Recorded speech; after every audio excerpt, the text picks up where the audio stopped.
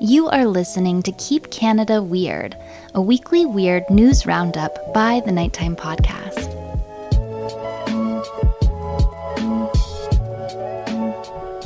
Hello, listeners, and welcome back to the weekly Keep Canada Weird discussion series. If you're new here and Keep Canada Weird, my pal handsome Aaron Airport and I seek out and explore some of the more offbeat Canadian news stories from the past week. In tonight's episode, which we recorded during the evening of August 18th, 2022, Aaron and I dig into a mysterious pile of dirt that recently showed up in Toronto. We demystify a scamming psychic. We hear about one of BC's worst cops, and we talk Zellers. So let's get into it. Handsome Aaron Airport. We're here for Keep Canada Weird, and I gotta say, this has been one of the weirdest weeks I've ever remembered living through. But before we get into all of that, what's up with you? This is the weirdest week, you feel?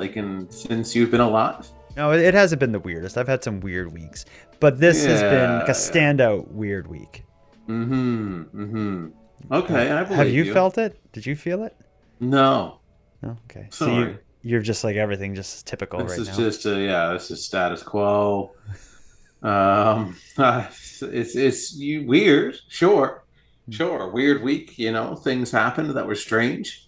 But things strange happen every day, man. That's true. It's just life's a crazy carnival. Yeah, you just gotta put on your helmet and ride it, right? Yeah, or don't ride it. Just submit, lay down. You just get tossed around a bit. Yeah, just get like a leaf in the wind. What have you been up to? I haven't talked to you since our last recording session, so this is a sincere question. What have you been up to? No longer on vacation. Oh, are you sorry okay? to hear that. Indigestion? No, that hit me like a punch in the gut. Picturing you getting up early and dragging yourself into an office. I don't drag myself. It's hard getting out of bed. It always is, I think. But when I get to the office, I'm good to go. All right, good. Well, yeah, congrats. I love my job, so There you go. Yeah. So you're not unhappy about that. So I take back the sorry. So congrats on finding like a position in life that fulfills your needs. Yeah, like I was off for 3 weeks, and I don't know about you, but at a certain point in time, I'm like, okay, I'm ready to go back. Do you agree with that? Never happened. I guess it would depend on, I was feeling it where I was like, okay, I've done everything I planned to do on this vacation, and I'm ready to just kind of get back into the workaday world again and get that schedule going again. Good. Well, you're back at it. I'll tell you my week. I say it's been really weird, but it's not really due to any like personal weirdness. My immediate surroundings have been pretty average and normal. What's been weird is, so when we talked last in our last recording, I believe I mentioned that the Queen of Canada, Ramona Didulo, Didulo or whatever, and her convoy of people were coming to Nova Scotia, and I've been following them online, and I'm thinking like, man, if they plan to like do any kind of meetup, I'm gonna go again and pretend I'm a follower and see what's going on. So that was like Thursday and Friday of last week. I was kind of watching their online stuff to see if they'd show up in Halifax. I've had a few listeners send me photos of them out by Peggy's Cove, a part of Nova Scotia, where they were all driving together. Then as I'm following her social media, sure enough, she announces that the Peterborough Police Department have until 1 p.m. on Saturday, the 13th of August, to surrender to her people and be arrested and be picked up by the American military and brought to a military tribunal on charges of crimes against humanity. Anyway, that was quite a shocking kind of an announcement by her. So I spent the entire week, since our last recording, kind of counting down the minutes till 1 p.m. on Saturday to see what's going to happen. And if you're wondering what happened, I just released an episode earlier today where I tell the whole story. But long story short, if you show up at a police station with a group of 20 people planning to arrest everybody inside, it's not going to go well. Yeah, chances are you'll end up being the one arrested. Yeah, funny how that happens, right? Yeah. We won't talk too much about it. If you want to know the story, listen to my episode called Queen Romana and the Peterborough Police Siege. Okay. So that has been, if you're talking about weird Canada over the last week, that's certainly weird, but it was its own standalone episode, so we won't get to it here in any depth.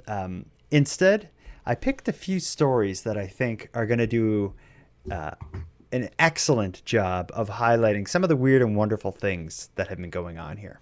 Hmm. So I'm going to let you kind of decide the order of how this all works out. But we have a paranormal scammer. We have Okay. we have some mysterious dirt. Oh yeah, yeah, I like that one. We have a very kinky cop in BC. Oh, I don't like that one. And then we have, I guess, the surprising return of Zellers and maybe the surprising reason for the return Let's of save that Zellers. one. I feel like that's an ender. You think that's one to go out on? Yeah, yeah. We could start with Let's start with the paranormal scammer.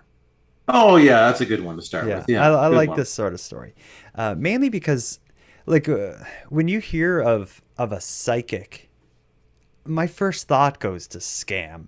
Like so often, like the psychic that is online marketing themselves or inserting themselves into missing persons cases or unsolved Hmm. murders, it always just strikes me as very scammy. That not to say I don't believe that there are people with like special abilities, but generally I my spidey sense says scam when I start hearing, Yeah, pay me.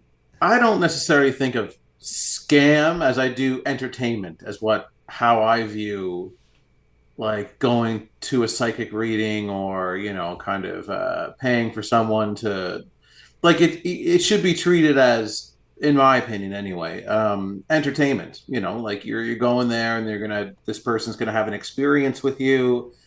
There's gonna be some cool things you might hear, but like to get to a point where it gets so serious that you're being kind of handing over large sums of money, that's a red flag. It Mhm. should be like, okay, I paid $40 and I sat down with a psychic and they told me some cool stuff, and some of it I thought was bang on and some of it wasn't, but Mhm.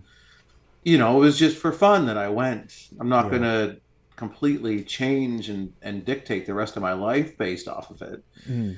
I That think, and I agree that I'm open to the idea that there are people with psychic abilities. I can maybe kind of connect the dots in my head that there's explanations as to why, or maybe it's a skill that you build depending on what you're doing. But um, again, at the end of the day, it should be treated as an entertaining thing to do for fun. yeah, I think there's a bit of a like a range. There's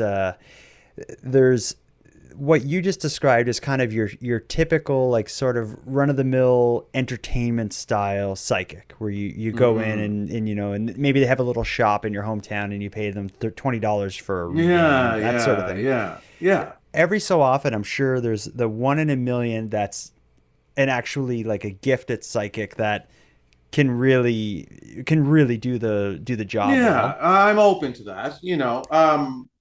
Usually when like someone comes back from a psychic, I've had family members, friends, whatever, over the years that have done it. And sometimes you get someone coming back like there's no way, like How did they know they this? how they know this and how they know that, and there's no possible way, and I didn't tell them anything. It's like, Yeah, but I think that this should be stressed is that it should be entertainment. mhm. But I think when I say it reminds me of scam, I think I'm more thinking of the ones who market themselves online. Like you're in a Facebook group and there's someone who's a psychic or these sorts of Hmm. things and they are offer, through Facebook Marketplace or something or maybe are marketing themselves. Those are the ones that freak me out a little bit and I don't need to defend my position because I have some evidence that it can go south. Uh, Yeah. Here's the story that's been in the news this week of a young woman out of Ontario who lost a significant amount of money after meeting a psychic on TikTok. Here's what happened. I was very close to him. Marie asked us not to show her identity or use her last name. When her stepfather died last year, he left her an inheritance. The 21-year-old woman says she was seeking healing as well as guidance on what to do with the money when she connected with a psychic on the social media platform TikTok. She was like, yeah, there's so much negativity around you. I'm seeing 666, so we have to turn it into 999.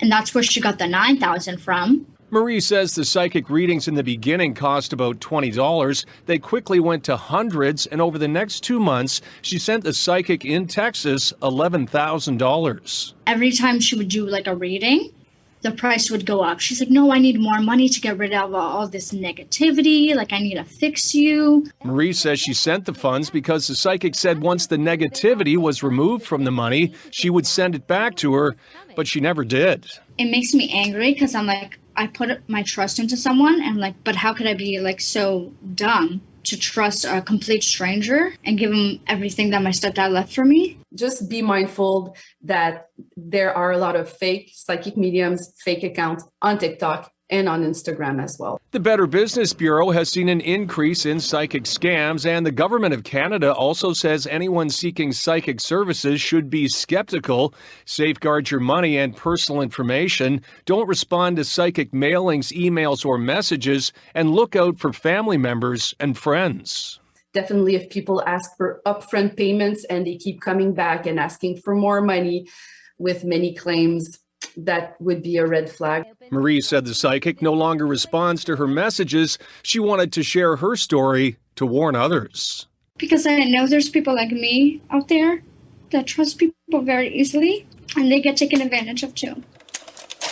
Let's just say this right off the top, Aaron, is I feel bad for this person for losing a lot of money in the wake of the loss of a loved one. And that's the difference here. It's not like this was just kind of your run-of-the-mill kind of scam. Like it's preying on someone who recently lost a loved one who's in a vulnerable state. And it can be hard because when someone's selling you an idea that they're going to be able to fix you and the playing off of the situation that you're going through, it can be really hard to see through the clouds there and see the scam on the other side because you want to believe it so badly. Yeah, well, this person certainly got swept up in it. It says the readings start at $20. Next thing you know, you're sending them over in total about $11,000 so they can turn the 666 into 999. Like, it just sounds. Yeah, and that seems to me like just a real low ball thing. Yeah, that is really throwing I at can the see wall. 666 around you, as you know, it's the number of the beast. I don't have to tell you that. But what I want to do is turn that 666 upside down into a 999er. I need $9,000. And I need, and then more. It reminds me a bit. Do you know this? Have you ever heard the story of the Winchester Mystery House? No, I don't think so. So way back in the day, 200 years ago or 100 years ago or something, when I think it was one of the first rifles that were invented, the name of the rifle was like the Winchester. I think that was the brand name. And it was this man, his last name was Winchester. He invented this certain style of rifle. And I think it was used during the American Civil War. So a ton of Americans were killed with Winchester firearms. Anyway, he eventually died, leaving his fortune, the Winchester fortune, to his surviving wife, who lived in the mansion they call the Winchester Mansion. And she ended up getting involved with a psychic who led her to believe that the ghosts and spirits of everyone who was killed with her husband's firearms are coming after her, and they're going to get her. And the only thing that can stop them is so long as she was renovating her house, the ghosts can't get in the house. So it kind of set her off on this kind of perpetual renovation of the house where she was forever adding rooms, removing rooms, changing rooms, adding a story, removing a story. And after years of spending just all of her money on these crazy, pointless renovations, the house just became this kind of complicated mess where you would go in one room and there'd be stairs to nowhere and a window that looked into a fireplace, and nothing made any sense. Eventually she passed away, and now the house, still standing known as the Winchester Mystery House, is almost like a tourist attraction. You can go in and get a tour of it. I don't even think they're able to count how many rooms are in the home because there are so many, and the definition of a room doesn't necessarily fit how absurd the construction of this house is. But when I heard this story, it kind of reminded me of hers. But this is just a more modern take where this all happens through TikTok. A vulnerable person meets a quote unquote psychic. Is there any, I wonder if there's a chance she has of getting her money back. Like, is there because it's not like there's a formal contract that's breached.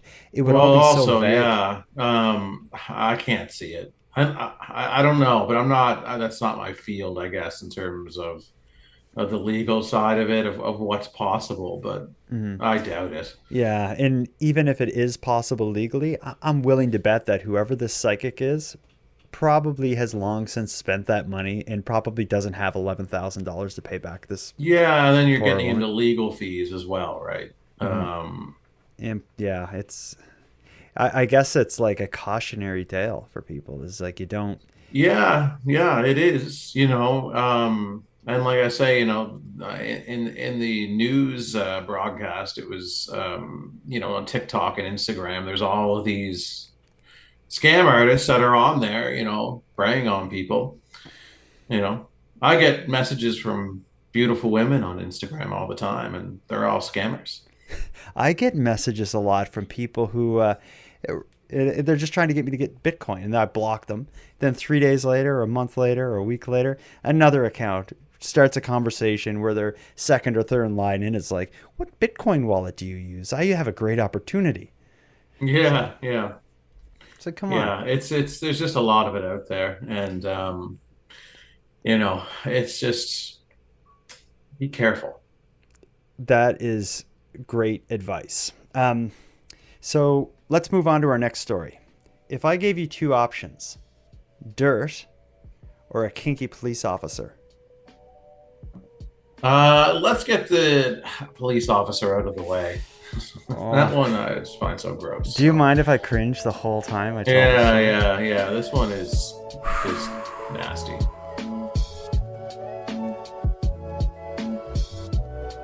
I kind of titled this section of the episode "A BC Cop Gets Weird," but it's more than weird. This BC cop gets very he just crosses all the lines, professional and otherwise.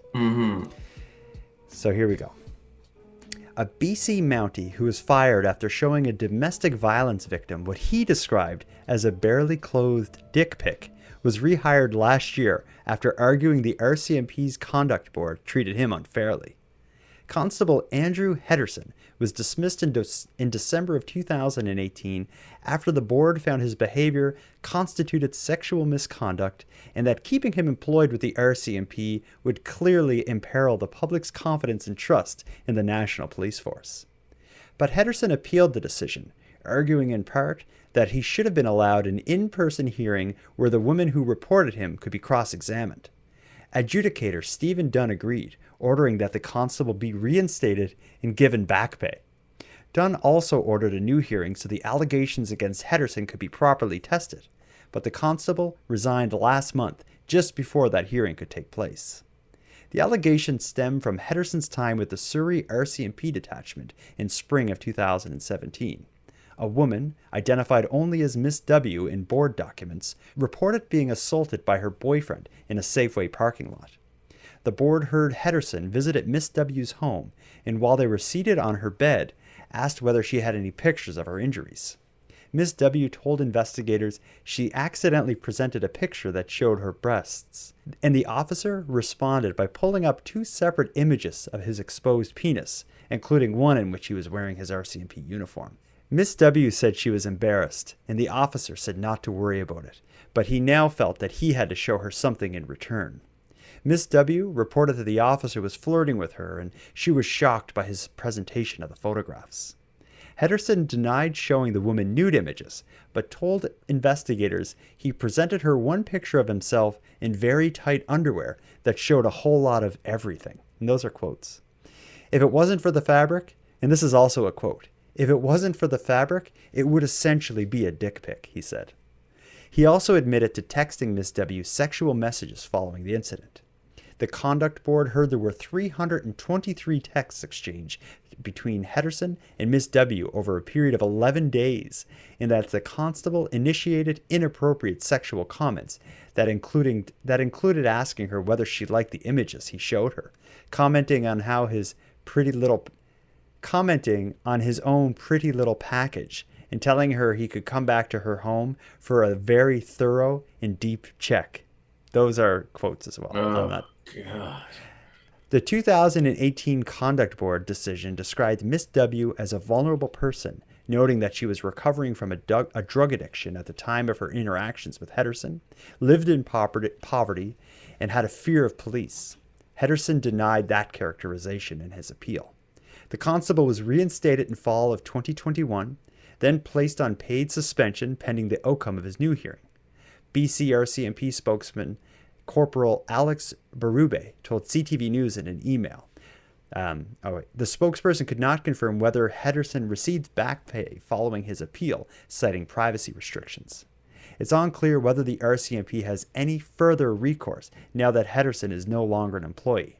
The BC RCMP directed questions on the matter to the force's national headquarters, which said it's working on a response. And this story, this is a CTV story, will be updated if and when a statement's received. So the way it was written there, I couldn't exactly tell if he was back. I guess he was suspended. He came back, may or may not got pay for the back pay, but he was kind of rehired. But then before this kind of hearing could happen, he's again left the RCMP on his own, at his own decision. Right. First of all, let me just throw a underarm softball pitch to you. Do you think what this officer did was wrong? Yeah. Yeah, me too. Yeah, I do. I would say his position as a police officer investigating a domestic violence complaint would probably put him in a position where he shouldn't be making sexual advances to the subject. Yeah, no, there's no way to slice it that puts him in the right. He's on the job. He's dealing with, a domestic violence situation. He gets a picture from her by mistake, but either way, like, it doesn't matter. Like, if he sees the picture, he has to shut it down right there. I mean, like, I can't respond to that with anything because it would be, horribly inappropriate. And also on top of that, when the article kind of does a good job of explaining this, but they're sitting in her bedroom, like on the corner of her bed alone, which I think makes this interaction even more bizarre and troubling. Like the thought of them alone, her alone in this space with a police officer as she's going through what she's going through, and he on his phone starts showing her these photos. It's like, it's insanity. It's like, he didn't touch her or anything, like it doesn't sound like it, but it sure sounds like this kind of weird version of a rape or something to me. Oh no, it just sounds awful. It's just no other way to put it. It's just wrong. And I wonder if it to be reinstated after that. Like, I don't know. But here's the thing of what I was thinking about the reinstatement. Maybe since what he did is so obviously wrong that when the complaint came and he admitted it, because he like his quotes in there was like it was essentially a dick pic and all this stuff. Maybe it was so obviously wrong and he was admitting it that they didn't follow the appropriate procedure in like investigating and punishing him. And that left these loopholes that allowed him to appeal it and ultimately win. Yeah, and that's kind of probably the way he saw it. He's like, well, none of this was handled in the proper way. So, he wants to get reinstated, he wants back pay, and he's gonna go and get it. And cops make a lot of money. Like they're probably ending up rehiring him, give him $100,000 or something for the year, whatever it was he missed. That's pretty upsetting. Meanwhile, this woman, Miss J, lives in poverty, getting over or struggling with addiction, and has this happen to her when she turns to the police for help in her time of need. That is so upsetting. And it's stories like this that really make you lose like hope and faith in a police force. Although I'm sure there's bad apples, but these kind of stories pop up often. That's all I can say. It's just well, I wish her the best, and you know what? Yeah, hopefully she's able to move forward and live a healthy life and well, I hope she gets a really good lawyer and sues the pants off the RCMP. But yeah. maybe that's just me. Yeah, I don't know. Yeah, that's hopefully she does that. Yeah. That's one outcome. Well, let's move away from the kinky, disturbed, and very troubled police officer. Move away from figurative dirt and move into some literal dirt. Yeah, how does let's that get sound? into this. Wait, I want to do this one again. Oh my! Whoa! Out of nowhere. Surprise guest. So my 9-year-old wants to get involved in age-appropriate Keep Canada Weird stories. All right. This is a good one. So, bud, here's how we do this. We don't know the story yet, so we're going to learn it together. So, Dirt. When he was young, someone likes dirt. Well, you should see his fingernails. Let's get attitude. Absolutely. So let's first hear the story, then we're going to break it down, all right? It can be startling to see a mountain of dirt covering a parking lot on Old Weston Road just north of St. Clair. It's an eyesore.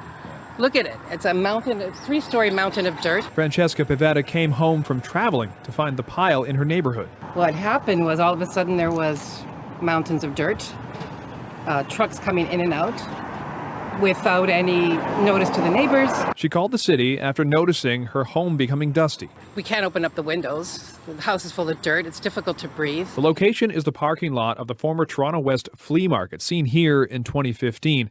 Neighbors began to notice dirt piling up about 2 months ago. I think it's an eyesore, and I think it causes a lot of dust.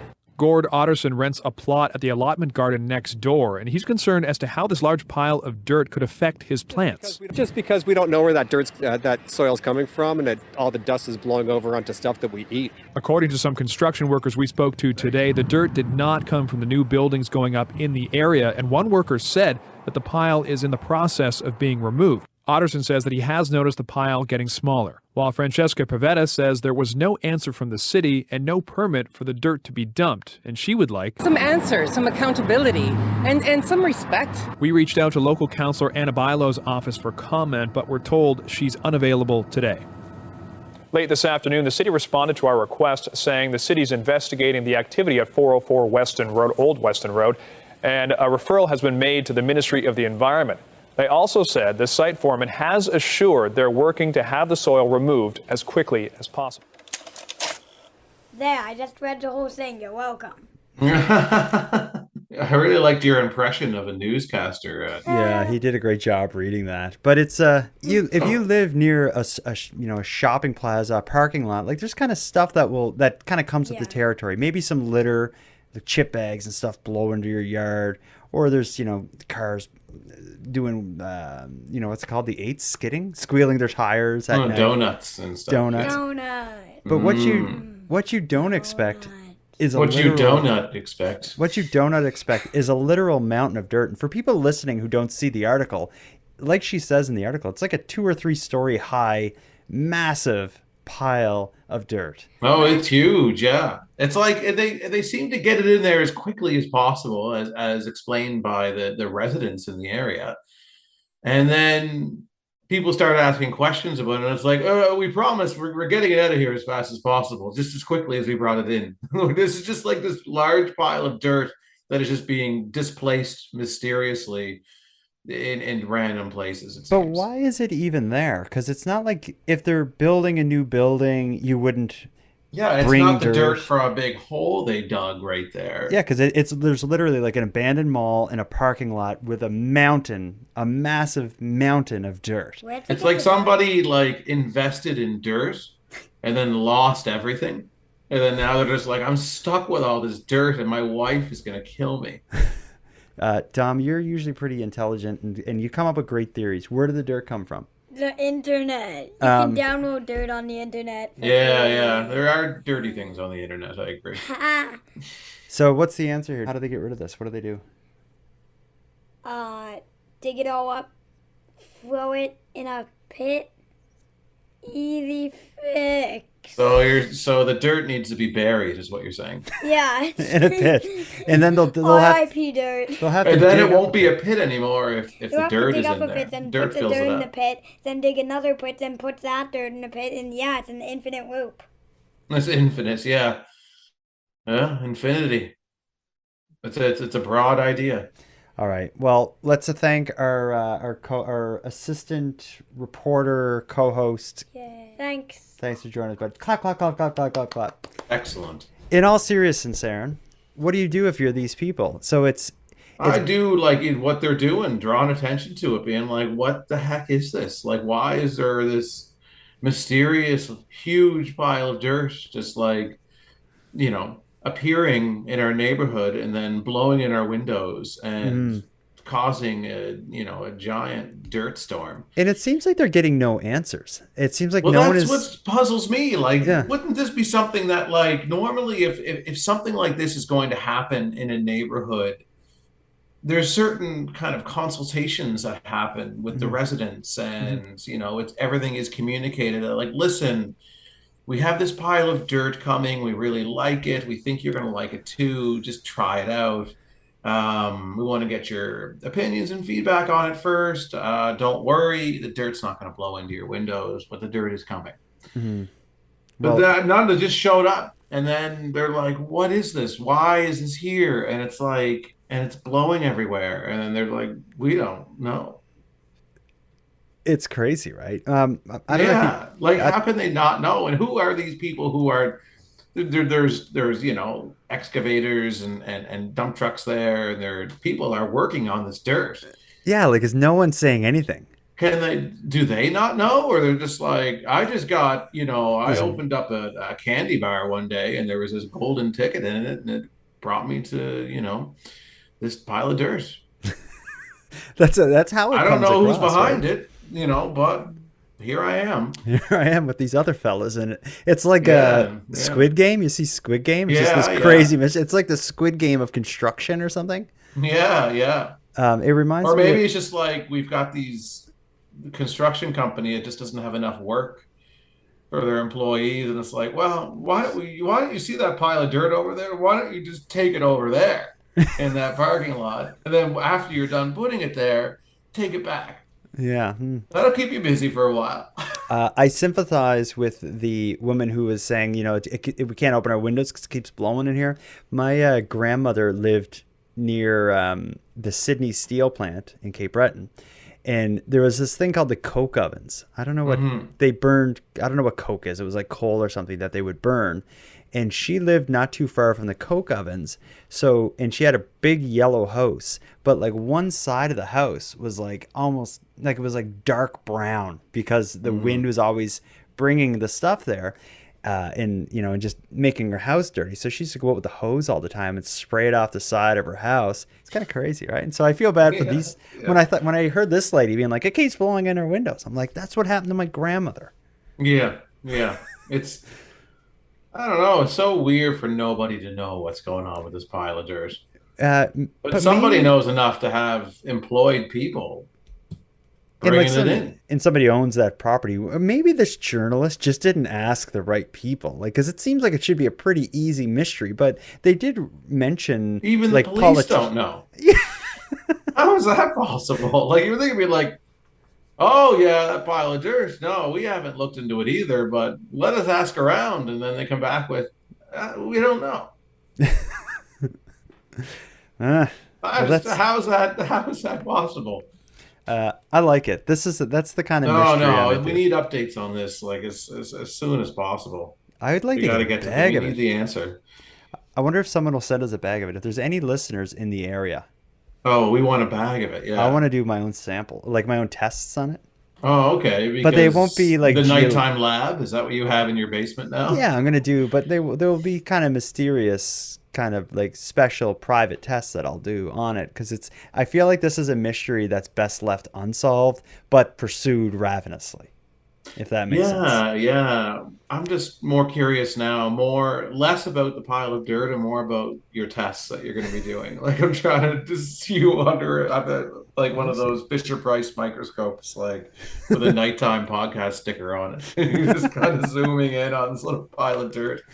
You're like, oh, wearing like a lab coat and like, a little pocket protector in it with some pens. Well, that's what's going to happen.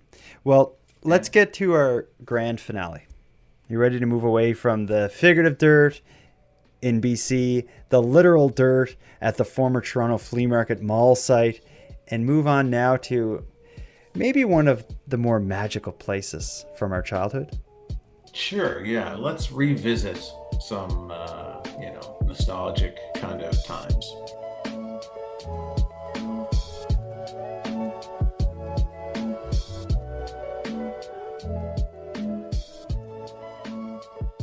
Do you have a past relationship with Zellers? Anything you want to say about Zellers?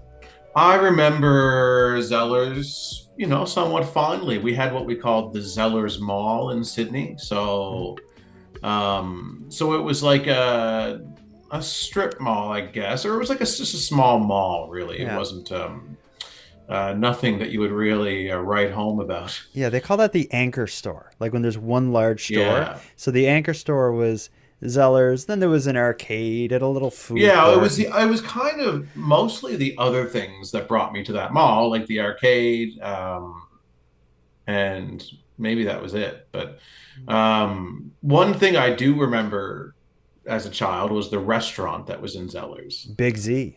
Yeah. And they always had, like, when I was a kid, I would always look at the Jellos. Like they would have the Jello dishes on display in the glass cabinet.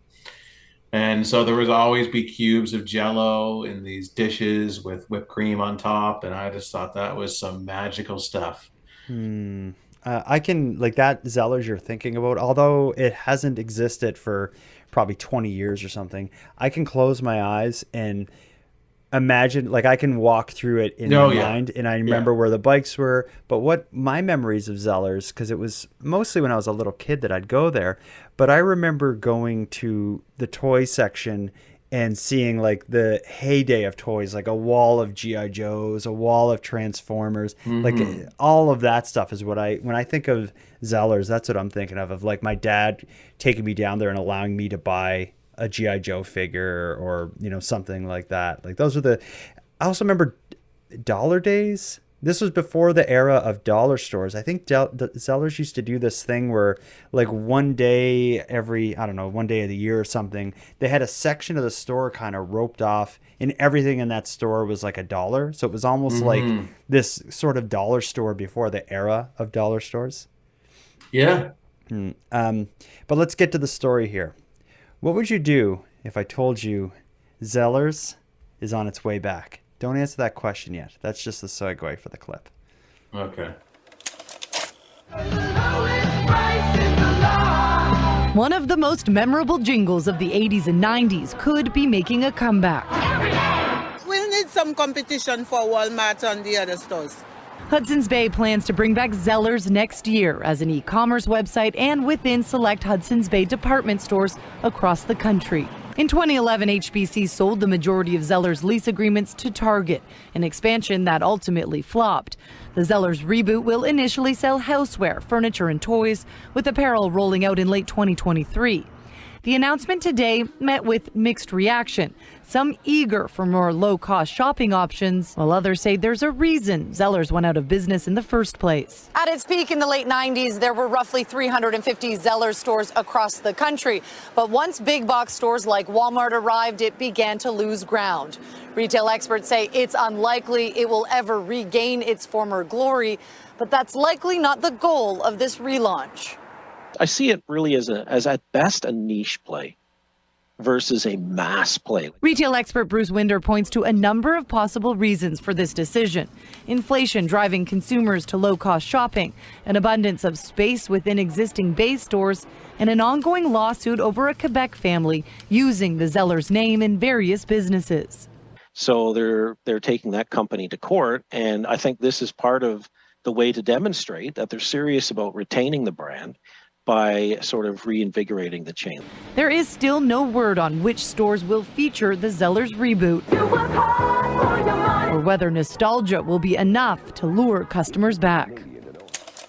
That clip reminded me of that time when all the Zellers shut down, were vacant for a short amount of time, and then they all turned into Targets, which quickly also like went out of business and moved away. Do you remember when Zellers was shutting down? I worked in an office where there was a Zellers right behind us, and they did this big clearance thing where like one day everything was 10% off, a week later everything was 20% off, and and then it slowly went down. But a friend of mine, his name is Jay Hamilton, R.I.P.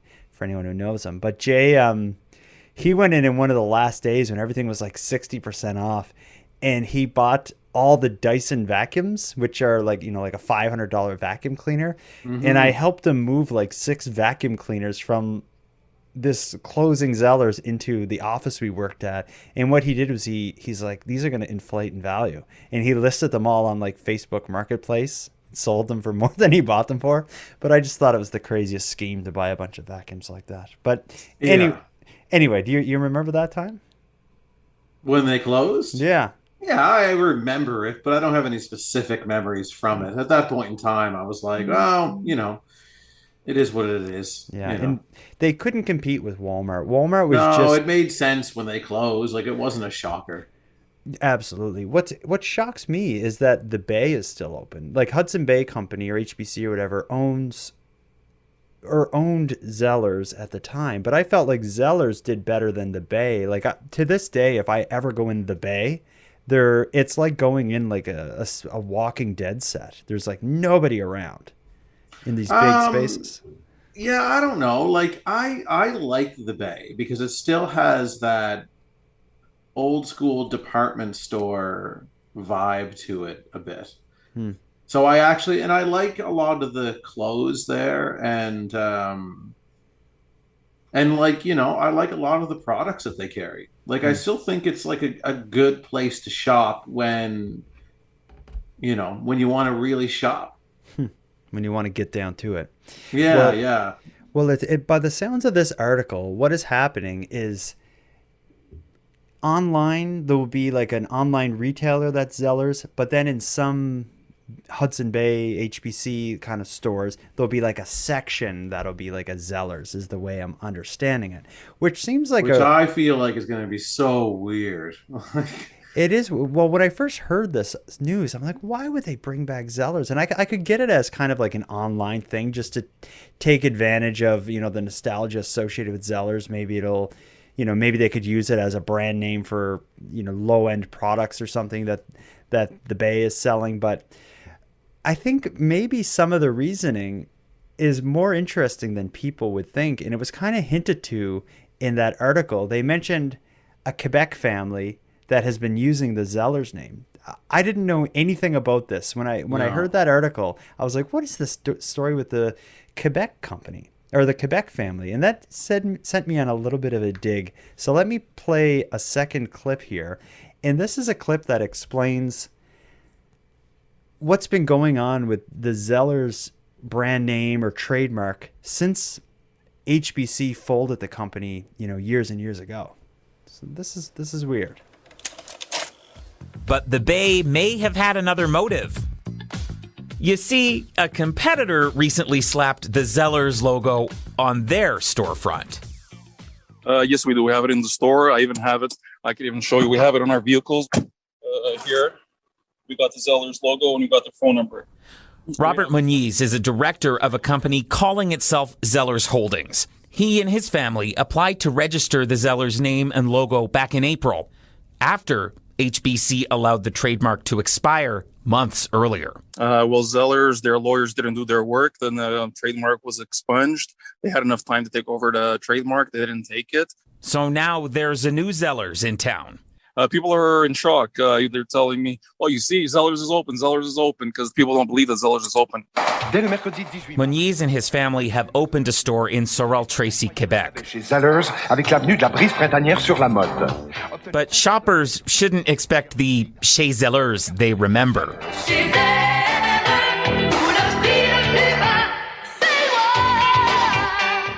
Right now, the store is small. It sells furniture. But Moniz says he's got big plans. A full Zellers shopping plaza. And yes, a Zellers restaurant. That is, if the family can keep the trademark. Because the Bay wants it back.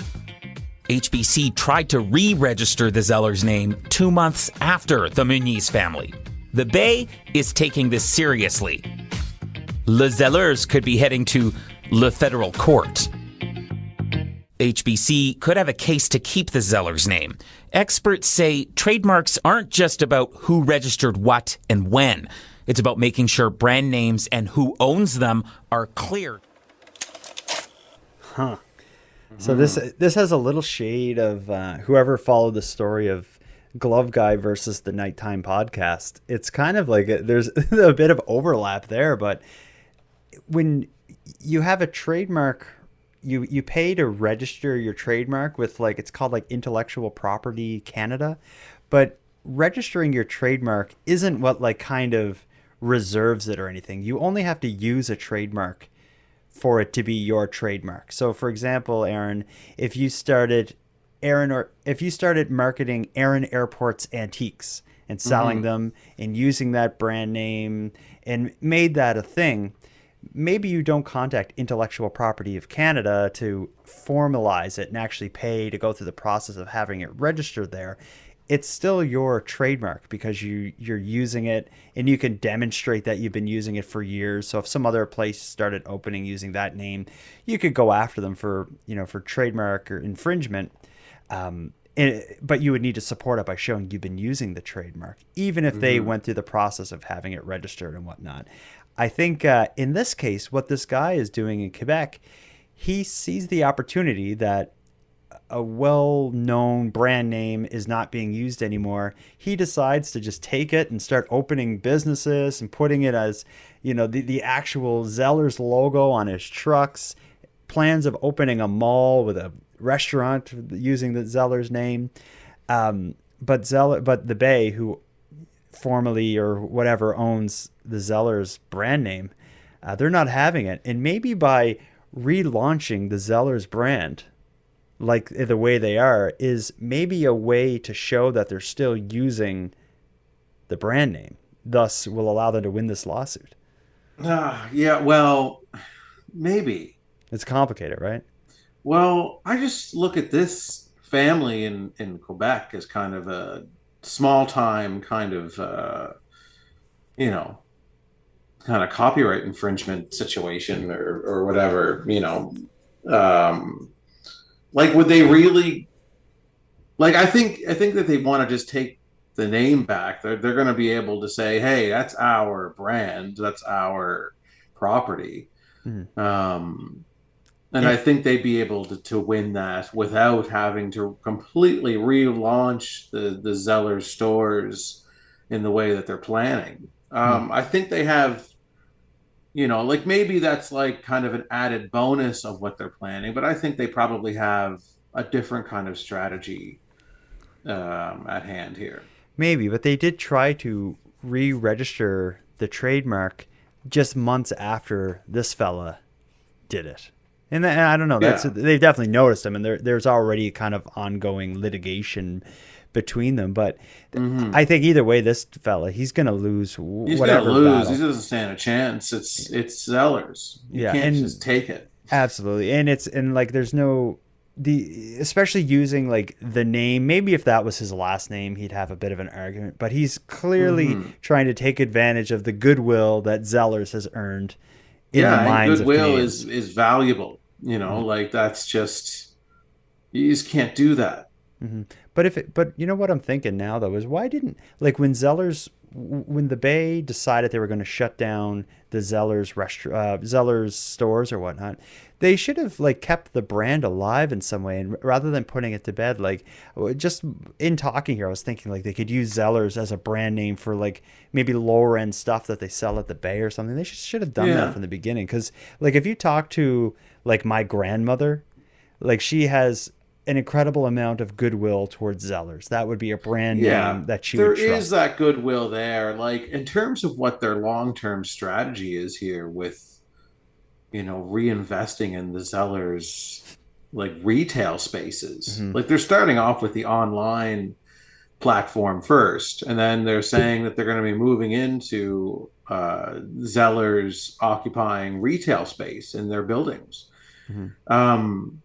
How does that going to jive with the Bay stores now? And like, what's the point of that? Like, unless what I was thinking is that maybe the Bay, they want to kind of move away from what the Bay is, and maybe they want to kind of transition into what Zellers was, and maybe start turning these Bay stores into Zellers stores, and maybe phasing out the Bay. Imagine, that'd be big. Well, if you're look at kind of the marketplace now, what stores are big, I see it as this massive race to the bottom. Everybody's prices are dropping, as is the service they provide and the quality of their goods. Yet I see it as like, you know, this is wrong, but that's what's winning. And that's like, you know, back when we were kids, there was, you know, Zellers, Sears, these sorts of stores.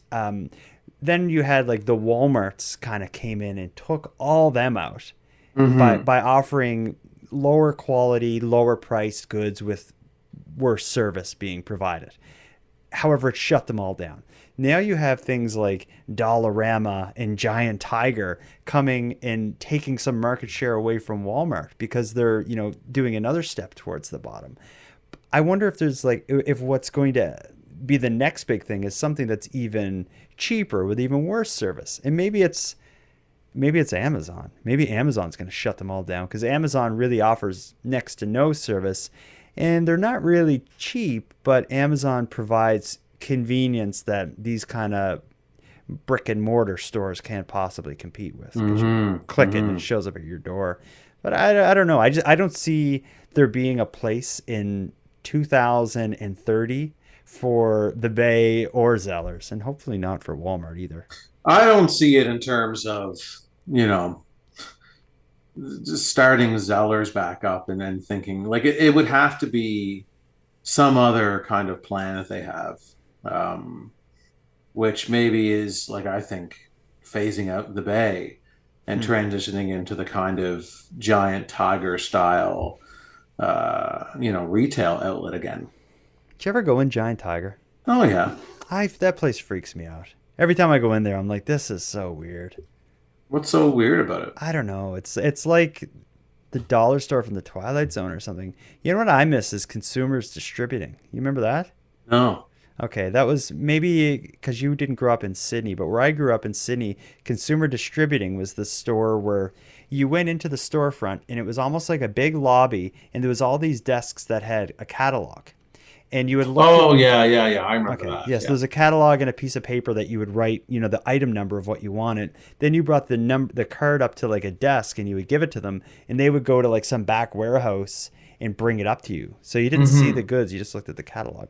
I like that kind of shut. It was almost like the 1980s version of online shopping, I guess. Kind of was, yeah. Yeah, kind of. I don't remember either. Well, I mean, it was, but that was gone by the time I was becoming a potential shopper. Okay, it was literally like in my backyard. As kids, we used to go in there and take the pencils. Oh no. Well, maybe that's why they shut down, because the pencils were the loss prevention. We're losing money on pencils here. All right. Well, let's start wrapping this up, buddy. You got anything coming up over the next week or two that you want to talk about now? Because I should say as well, a production update is we won't have an episode next week. We'll be on a break next week. The following week, though, we'll be back as normal. Next week, instead of doing an episode, we have a special appearance on, it's kind of like a spin-off. Good friends of mine, Tim and Lance, who have a podcast called Crawl Space, also are well known for their podcast called Missing Maura Murray. They are going to be taking on almost like the American version of this show. Yeah. I don't know if they're going to use Keep America Weird, but they're kind of taking the format and doing like an American version, which you and I are going to be guests next week on, I think, their first episode of it. Yeah, it's going to be cool. So we'll be able to chat about Keep Canada Weird and Keep America Weird at the same time. And Keep America Weird at the very same time. So other than that, do you have anything else coming up that you want to talk about? Just like I say, I'm back to work, and I've got nothing coming up. Just how you like it, right? Slow Aaron, and steady. Until next time, Aaron. Until next time, Jordan. Get to the bottom of Lowest the price dirt is the pile. law.